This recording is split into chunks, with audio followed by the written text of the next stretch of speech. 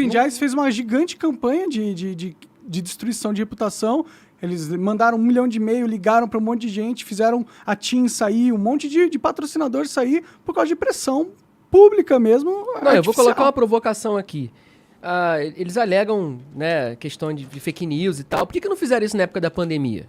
Por que estão fazendo isso só agora? Por que não faz isso com a Globo, que é rainha de fake news também? Mas focando só na questão da Jovem Pan, por que estão fazendo só agora também? É uma coisa que eu não consigo entender.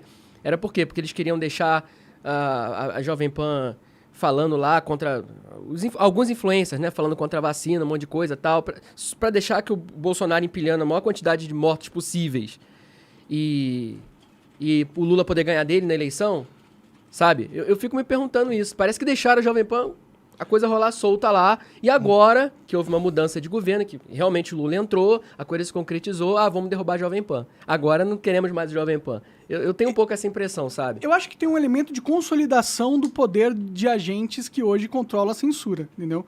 Esse poder de censura, foi crescendo ao longo desses anos, desses 4 anos, e agora chegou no momento onde eles conseguiram a condição cultural para que eles possam acabar com a Jovem Pan, sem que a população ache isso um absurdo, usando a justificativa que eles apoiaram terroristas, ou que eles são terroristas, ou que eles espalham desinformação, ou que é fake news.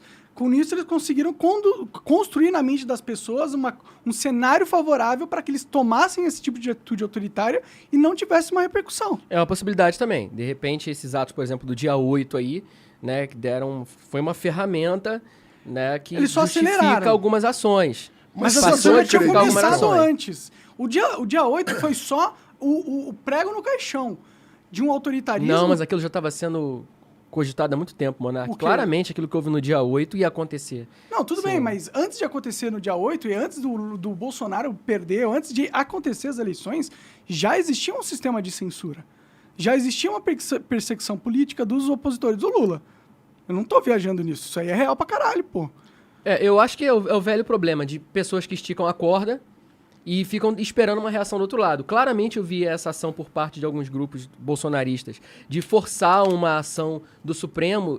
O próprio Daniel Silveira, aquele vídeo que ele fez, você acha que ele não queria realmente acontecer alguma coisa? Eu acho que ele queria. Só que ele pensou que isso fosse fazer eclodir algum tipo de revolução, algum tipo de coisa que fosse libertá-lo, e ele não conseguiu se livrar da teia ali do Eu concordo do que Supremo. Talvez o Supremo tivesse que tomar uma atitude, mas nunca nenhuma atitude suprema pode ignorar a Constituição.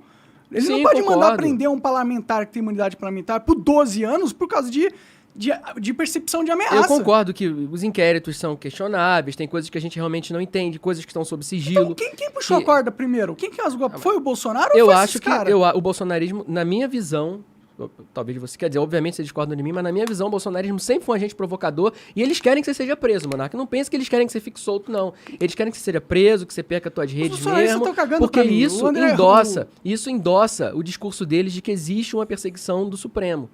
Entendeu? Eles cavam falta.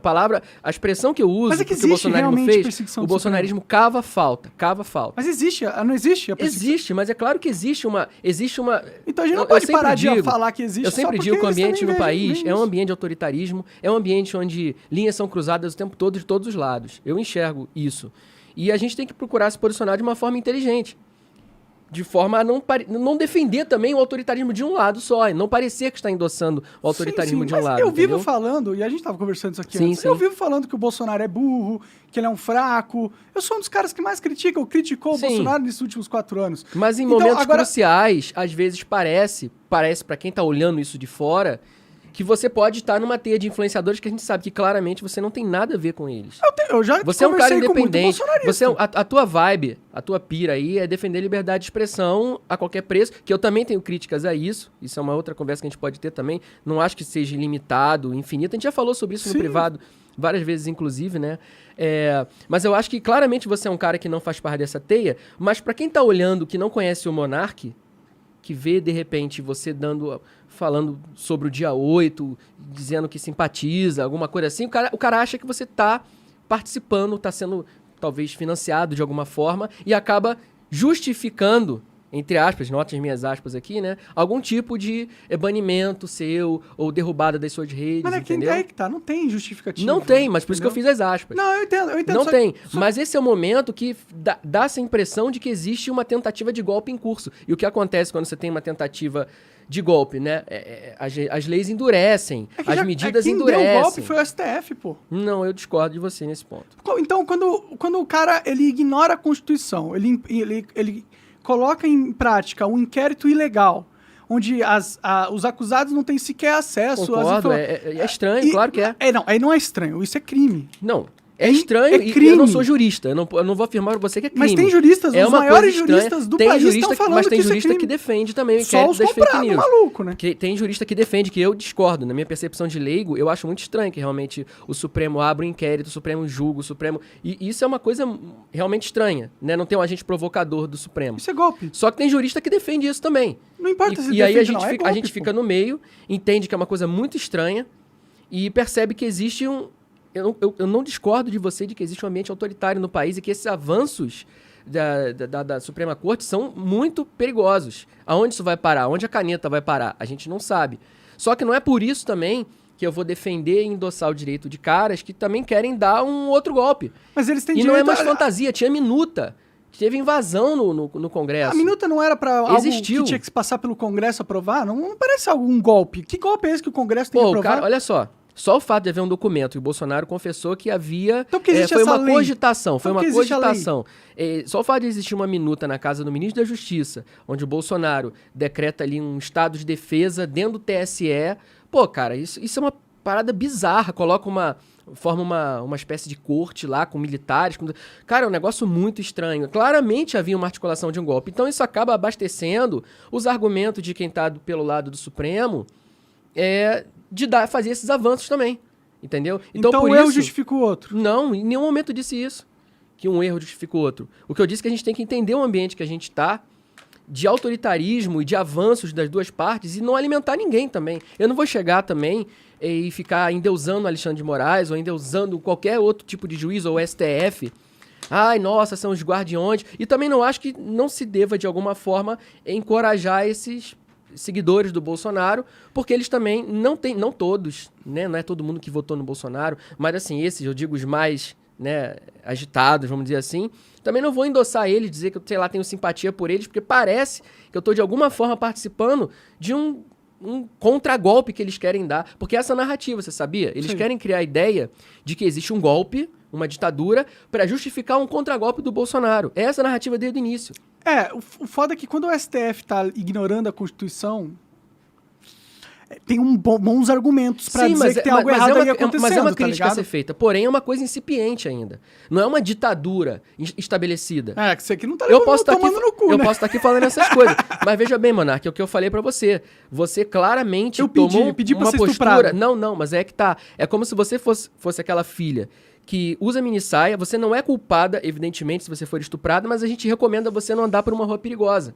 Não vai por ali, porque ali tem uns caras estranhos. Pode, sabe, não é legal. Procura uma rua mais iluminada, entendeu? Mas depois que ela foi estuprada, o que a gente faz? Prende os os caras que estupraram, enrabar, né? Monark. E eu vinha falando isso contigo, sabe? Não, mas a gente Monark, não prende os caras depois que eles estupraram? Oi? Depois que eles estupraram a pessoa, a gente não prende eles? Sim.